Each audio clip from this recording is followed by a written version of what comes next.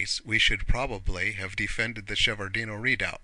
our left flank still more obstinately. We should have attacked Napoleon in the center or on the right, and the engagement would have taken place on the 25th in the position we intended and had fortified.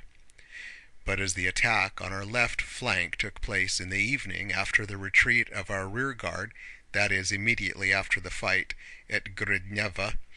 and as the Russian commanders did not wish, or were not in time, to begin a general engagement then on the evening of the 24th, the first and chief action of the Battle of Borodino was already lost on the 24th and obviously led to the loss of the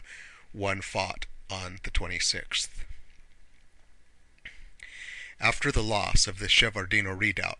we found ourselves on the morning of the 25th without a position for our left flank, and were forced to bend it back and hastily entrench it where it chanced to be. Not only was the Russian army on the 26th defended by weak, unfinished entrenchments, but the disadvantage of that position was increased by the fact that the Russian commanders, not having fully realized what had happened, namely the loss of our position on the left flank and the shifting of the whole field of the forthcoming battle from right to left, maintained their extended position from the village of Novoye to Utitsa, and consequently had to move their forces from right to left during the battle.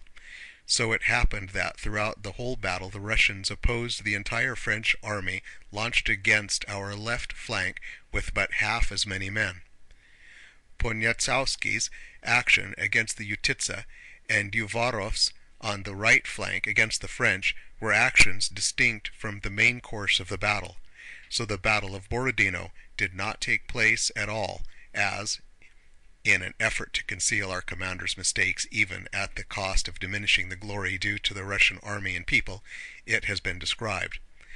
The Battle of Borodino was not fought on a chosen and entrenched position with forces only slightly weaker than those of the enemy, but as a result of the loss of the Shevardino redoubt, the Russians fought the Battle of Borodino in an open and almost unentrenched position with forces only half as numerous as the French. That is to say, under conditions in which it was not merely unthinkable to fight for 10 hours and secure an indecisive result, but unthinkable to keep an army even from complete disintegration and flight.